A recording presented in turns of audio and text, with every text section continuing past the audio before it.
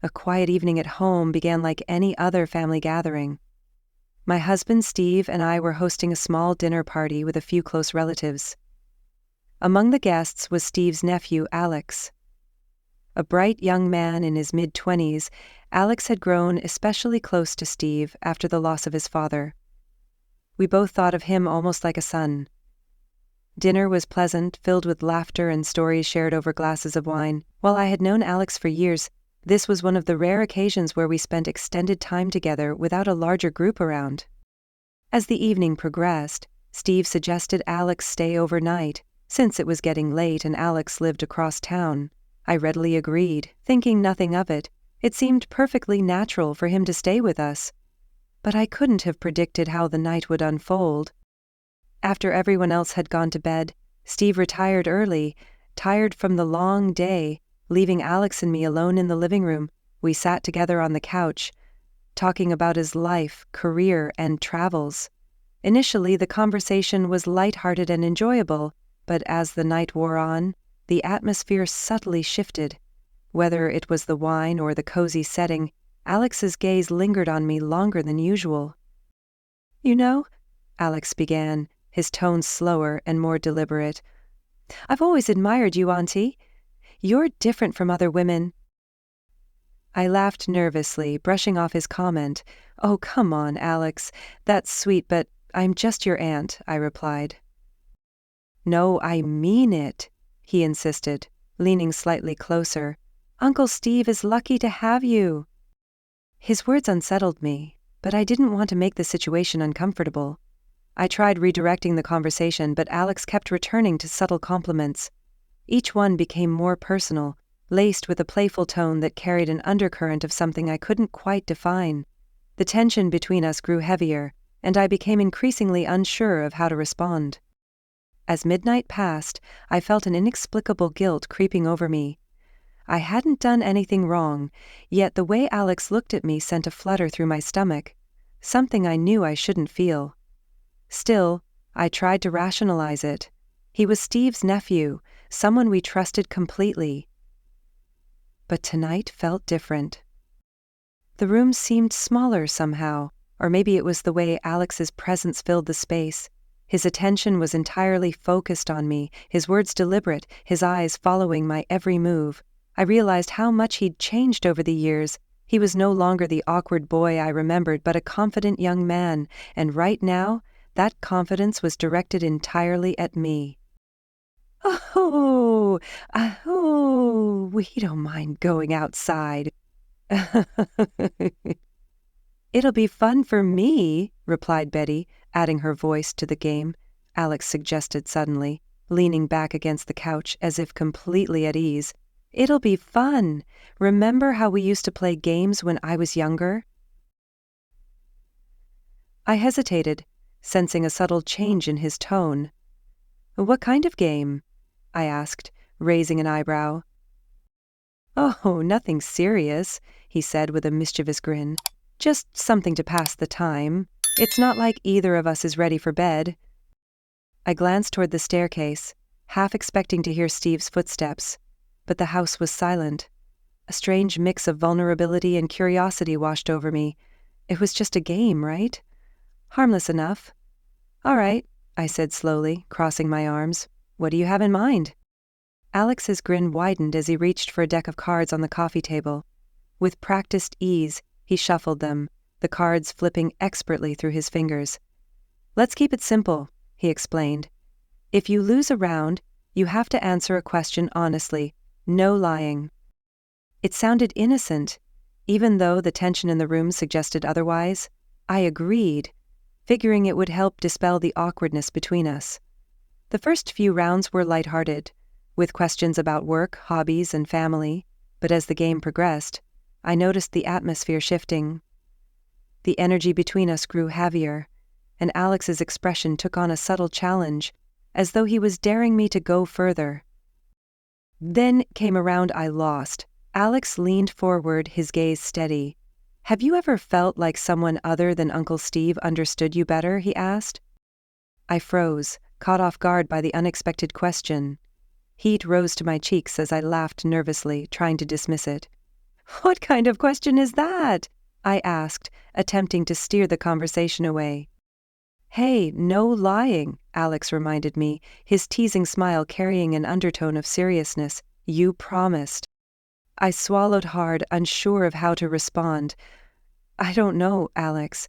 Maybe sometimes. But Steve is my husband. He's always been there for me. Yeah, Alex said, his voice dropping slightly. But has there ever been someone else? Someone who made you feel seen? His words hung heavily in the air, and I stared at him, unsure of how to proceed. We were treading a fine line, and I didn't know how much longer I could keep things from crossing it. I think we should stop, I said finally, my voice unsteady. Rising from the couch, I felt an overwhelming need to create distance between us, but Alex wasn't ready to let it end. He stood as well, closing the gap more quickly than I expected. Auntie, we're just talking, he said softly, his eyes searching mine for something I wasn't sure I wanted to share. It's just a game, right? My heart raced. It was supposed to be just a game, but it didn't feel like one anymore. Backing away, I could feel the tension in the room growing thicker with each passing second. This was no longer the harmless fun Alex had suggested. It had transformed into something else entirely. Something I couldn't quite define. It's late, Alex, I said, trying to keep my voice steady.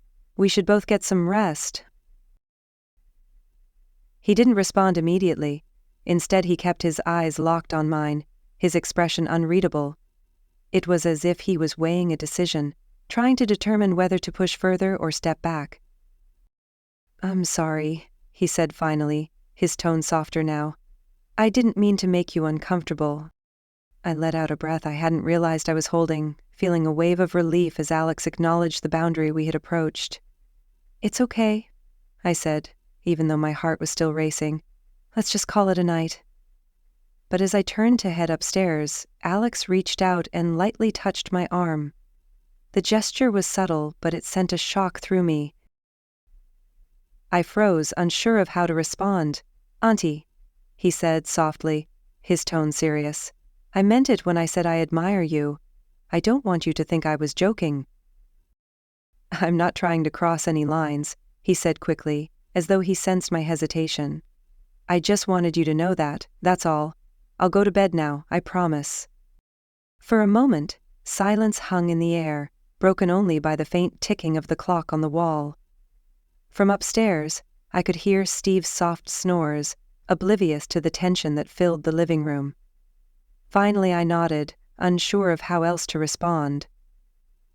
Okay, I whispered. Good night, Alex. He gave me one last look, one weighted with more meaning than his words, before slowly walking to the guest room. I stood there for a moment, staring at the empty space he had left behind, trying to process what had just happened. When I eventually made my way upstairs to my bedroom, I found Steve fast asleep, completely unaware of the strange undercurrent that had passed between Alex and me. I lay down beside him, my thoughts racing. I hadn't done anything wrong, but a nagging guilt gnawed at me. I hadn't shut down Alex's flirtation as firmly as I should have, and I couldn't shake the feeling that something between us had shifted. Lying there in the darkness, I couldn't help but wonder how things would unfold in the morning, and whether life would return to normal. When daylight crept through the curtains, I hardly noticed. I'd spent most of the night tossing and turning, replaying the events with Alex over and over in my mind. We hadn't crossed any explicit lines, but something about the previous night felt unresolved.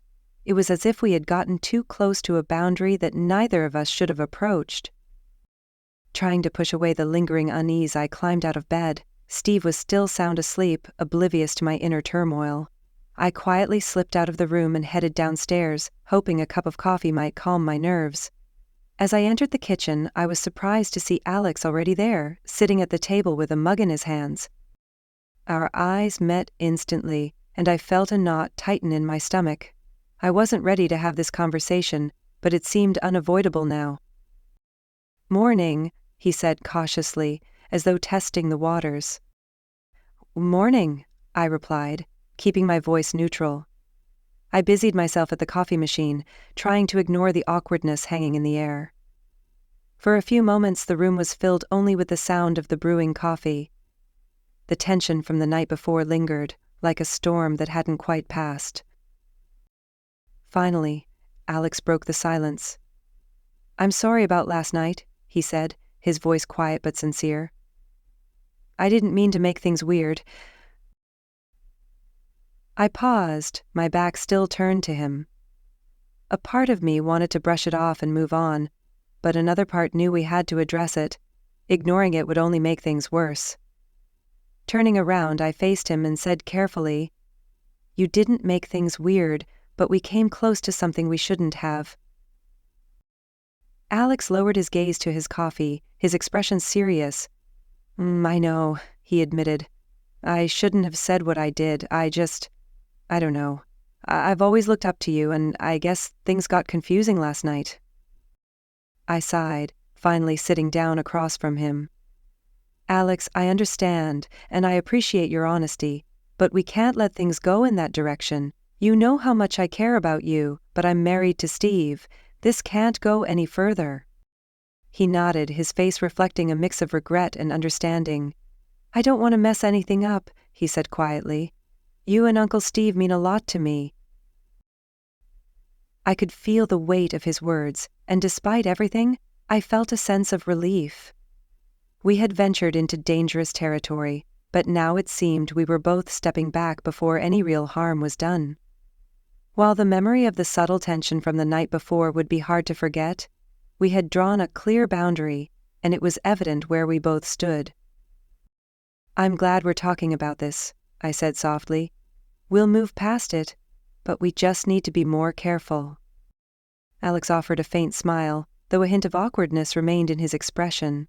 "I'll do better," he promised. "No more late-night card games, I swear."